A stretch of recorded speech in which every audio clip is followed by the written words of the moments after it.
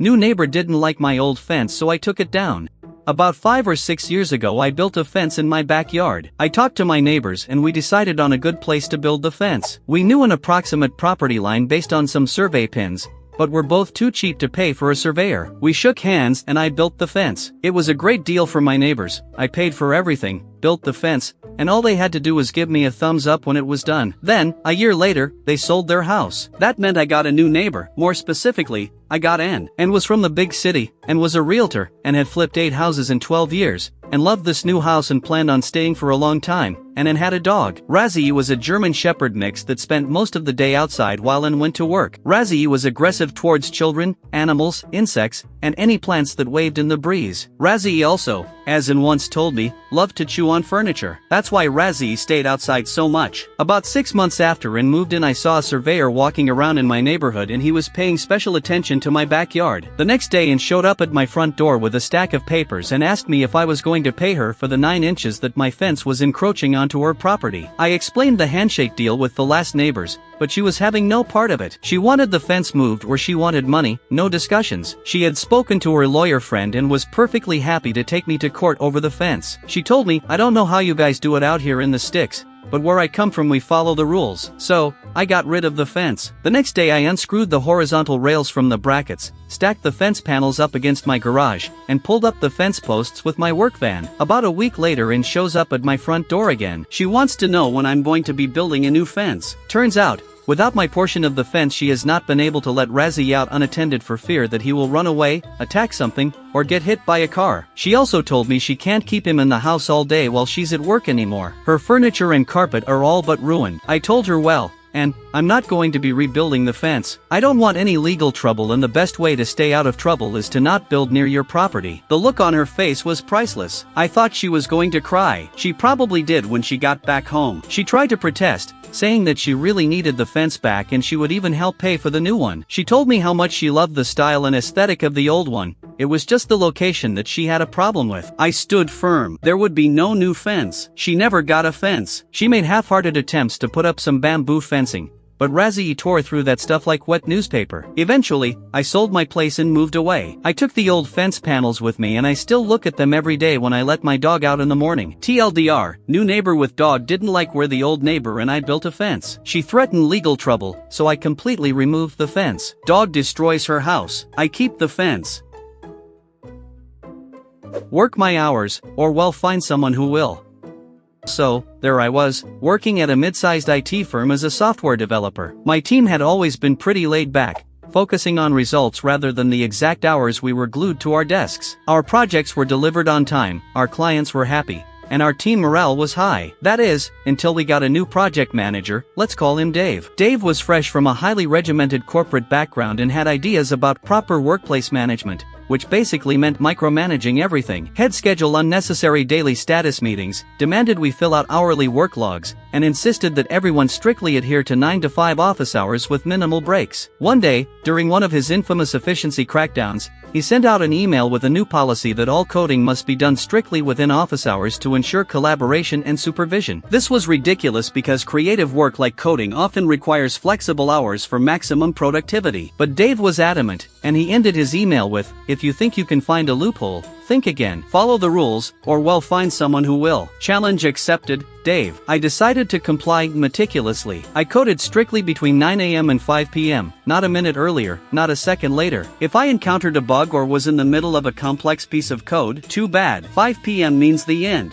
No matter what. My teammates, fed up with being treated like schoolchildren, followed my lead. The results were predictable. Projects that usually took a couple of weeks started dragging on. Tasks that we could have completed in days with a bit of overtime took much longer because we couldn't capitalize on the bursts of late afternoon productivity we were used to.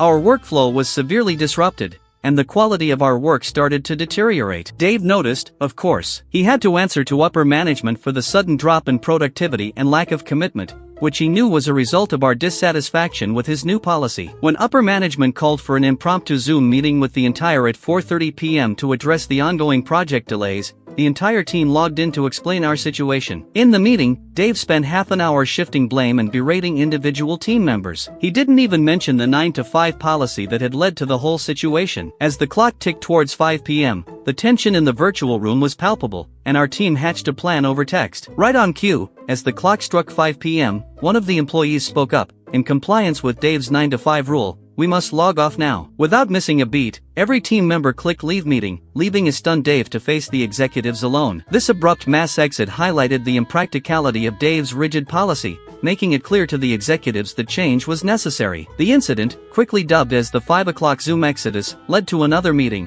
where Dave was publicly admonished and instructed to abolish his strict rules in favor of more flexibility. And as for me and my team? We made sure to celebrate our little victory with a well-deserved happy hour, after 5 p.m., of course. Don't like the way I park? Fine, I'll follow the rules exactly. A couple of months ago, I had a run-in with the self-appointed HOA enforcer of my neighborhood. Let's call her Linda. For context, I don't live in an HOA community, but Linda likes to pretend we do. She's the kind of person who leaves passive-aggressive notes on cars, knocks on doors to complain about lawn heights, and calls the city for violations that don't actually exist. The issue started because I parked my car on the street in front of my house. It's perfectly legal, and I've been doing it for years without any complaints. But apparently, Linda decided that my car was an eyesore. One day, I found a note tucked under my windshield wiper that said, "This is not a parking lot. Park in your driveway like a respectful neighbor. Don't make me involve the city." It annoyed me, but I shrugged it off and kept parking where I always do. That wasn't good enough for Linda. The next time, she confronted me in person. "Linda, I've told you before, parking on the street is inconsiderate. You have a driveway, use it." "Me, it's legal to park here, and I'm not blocking anything." "Linda, it doesn't matter. It's ugly and makes the neighborhood look bad. Park in your driveway, or I'll report you." That's when I decided, fine. If she wants me to park in my driveway, I'll park in my driveway, but I'll follow every single rule to the letter. You see, my driveway is small. If I park my car in it, it blocks the sidewalk. Technically, it's against city ordinances to obstruct the sidewalk. So the next day, I pulled my car right into my driveway, perfectly centered, and guess what? It completely blocked the sidewalk. It didn't take long for Linda to notice. She marched up to my door, red-faced and furious. "Linda, you can't block the sidewalk. That's illegal." "Me? Oh, I thought you wanted me to park in my driveway?" "Linda, not like that. Park properly." "Me, there's no other way to park in my driveway without blocking the sidewalk." "Guess I'll have to park back on the street then." Her face was priceless. She sputtered for a moment before stomping off. Thinking that was the end of it, I parked back on the street. But no, Linda wasn't done yet. She actually called the city on me. A week later, a city inspector came by. He checked out the situation, saw that my car was legally parked on the street, and told me I was doing nothing wrong. However, he did mention that Linda had made several complaints about code violations in the neighborhood, and they were getting tired of her nonsense. After that, I didn't hear from Linda for a while until last week, when she started parking her car on the street in front of my house. So, I did what any good neighbor would do. I called the city and reported it. Turns out her car was slightly too close to a fire hydrant. She got a ticket. Malicious compliance never felt so sweet. Clock out exactly at the end of my shift? Okay. Some context, I work overnights at a well-known gym franchise that I will not name. My typical shift is 10 p.m. to 6 a.m. Usually there is always supposed to be 2 people on night shift together, but lately my coworkers have been calling off a lot, causing me to be in the gym alone all night. My coworker, let's call her Sam, comes in at 6 a.m. when I get off. Here's the problem, Sam doesn't usually come in on time. She is usually always 10 to 15 minutes late. So on to the problem. Since Sam comes in late, I tend to have to stay clocked in past 6 a.m. Additionally, since I'm usually alone at night, I can't get any important tasks done until Sam comes in. My boss noticed my time cards, and got very upset that I haven't been clocking out right at 6 a.m. He made me feel really crappy despite constantly being on the blunt end of all his scheduling messes. So I told him okay, I will leave exactly at 6 a.m. So that's what I've been doing. I've been leaving the gym entirely unattended until someone gets there, and most of the time, no one does for a while. So now members are confused. My manager doesn't know what to do considering he is the one who scolded me for staying past 6 a.m. He thought that I would just clock out and stay off the clock, but why would I do that? I was not going to take the fall for someone else consistently being late. He won't fire me or write me up because this is technically what he wanted. Small edit, no, I don't have keys, unfortunately.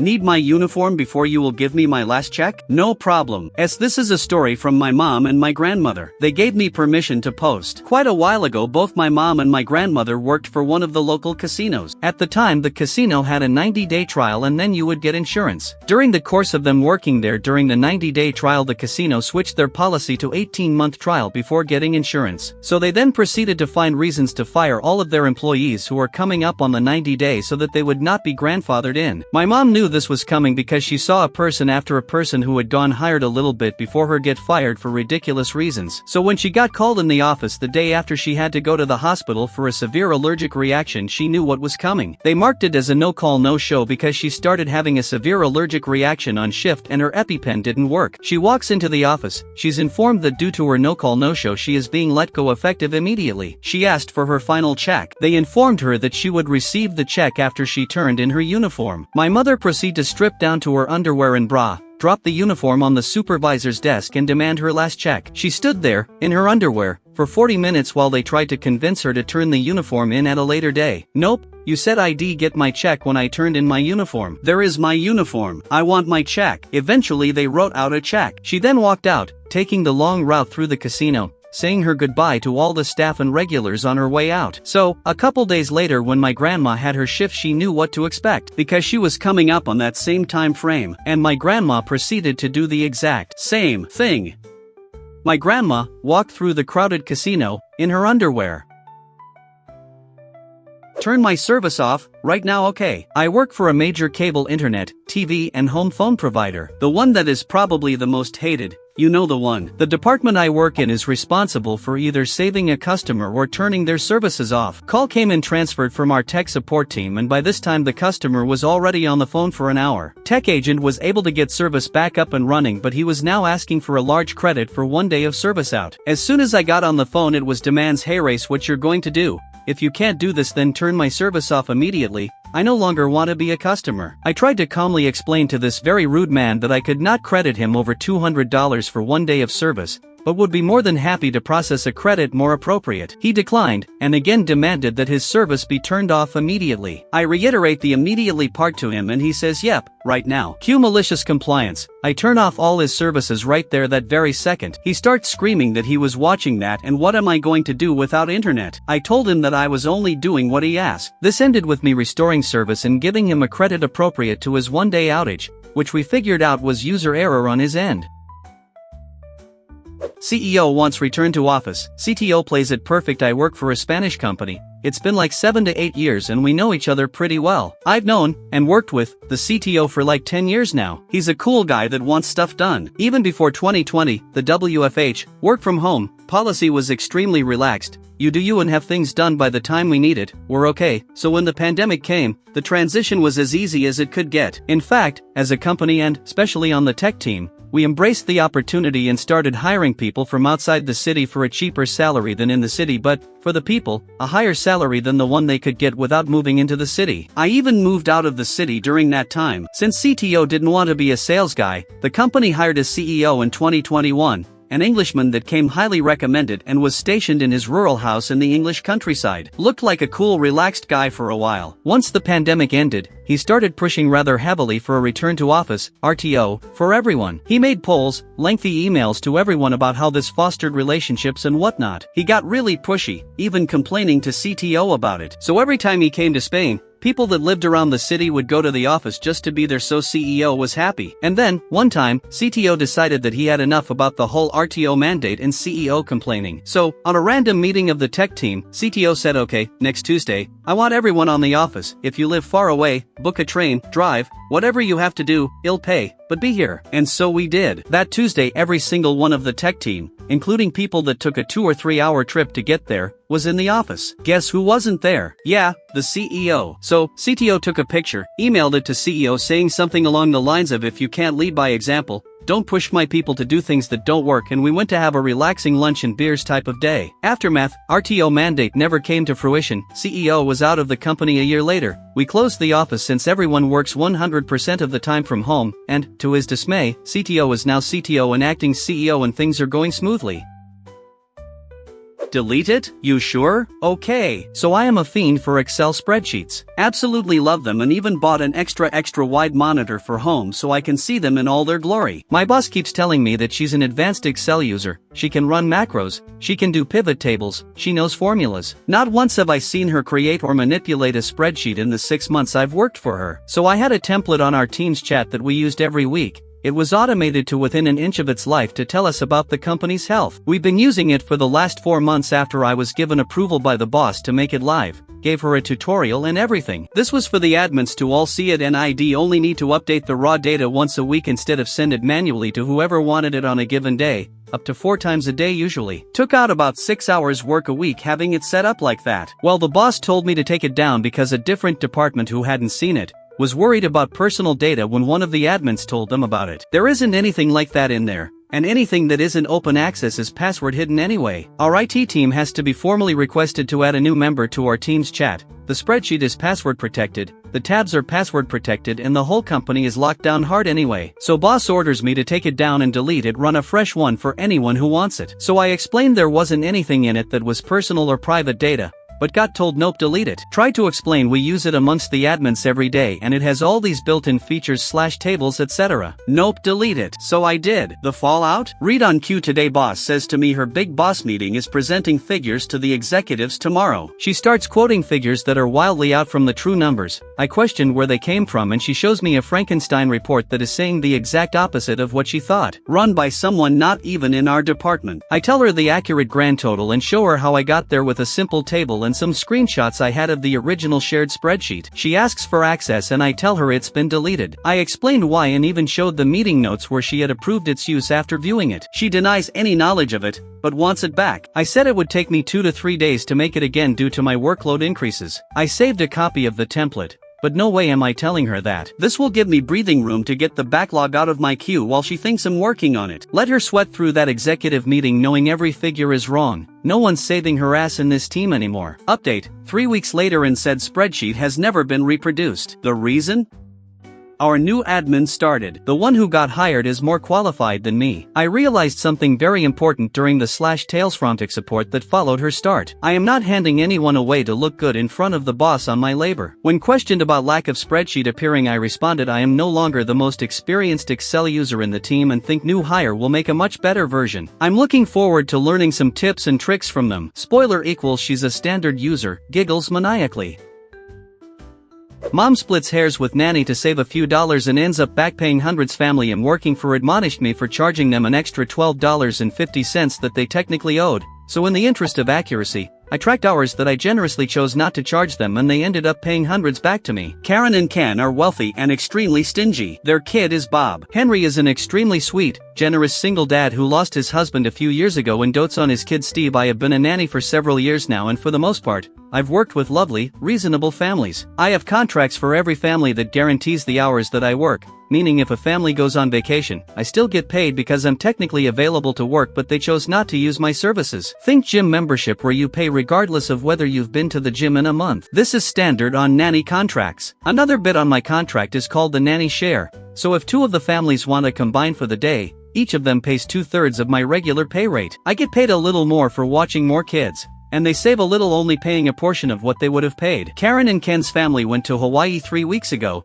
and per my contract, I was to be paid as usual. Before they left, they asked if I could come in and watch the Bob the Sunday after they returned so that they could recover and rest. I agreed and my hours were set at 8 a.m. to 4 p.m. that Sunday. They went on the trip, everything was wonderful, and they texted me when they landed saying they would see me at 8 a.m. The next day, when I was about to head out the door at 7:30 a.m., I received a text saying that Bob were just waking up, so I should just show up at 8:30 instead. After the day of nannying, Karen asked if I would stay past my regular hours during the upcoming week so that they could have 2 date nights. I agreed, and Karen said she would reimburse me for all the extra hours at the end of the week since it'd be easier just to make one payment. Totally fine with me. The week finished, and I ended up staying an extra 8 hours total for the 2 date nights. I asked Ken to pay me for 16 hours, but he said he had to talk to Karen first to double check hours and would pay me shortly. When I got home, I received a text from Karen saying, "Hi Meosasaurus, thank you so much for covering for us these past few weeks. Ken and I are feeling refreshed and the show was hilarious. Since we were in Hawaii, You were paid for an entire week while you weren't working. We don't think this is quite fair as it is a large sum of money. So I'd like to apply some of those hours to your babysitting today and yesterday. We will pay you for 8 hours instead. I was furious. I screenshotted the part of my contract that plainly stated I would be paid for any hours that their family was on vacation, and I reminded her that it was in violation of contract. She reluctantly agreed, and I texted that it would be a total of 16 hours. Karen instantly replied and went off, texting on Sunday, "We asked you to come in at 8:30, not 8. We are already being generous in paying you for the holiday we took. We expect you to track your hours better next time. This is unacceptable. You need to be as accurate as possible with the hours that we are paying you. We will pay you for 15.5 hours. Readers, this was a difference of $12.50. I was going to assess the part of my contract that said any rescheduling needed a 24-hour notice, but instead I went nuclear. Bob has been tagging along with Steve and me to music class and soccer twice a week outside of Karen's regular contracted hours since January. Karen has never offered to pay for those hours,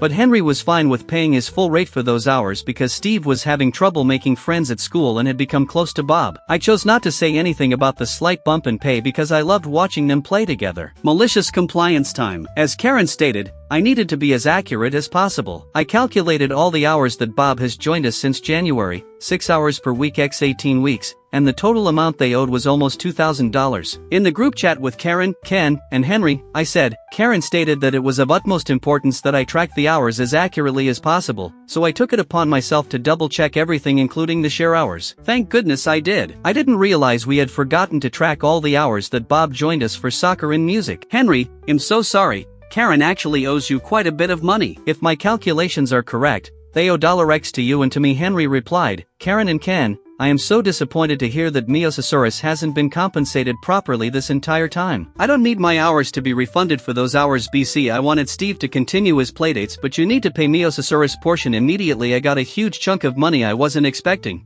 and I am now on the hunt for my next nanny family. I'll be putting my 2 weeks notice with Karen and Ken as soon as I do. Edit, replaced acronyms with fake names.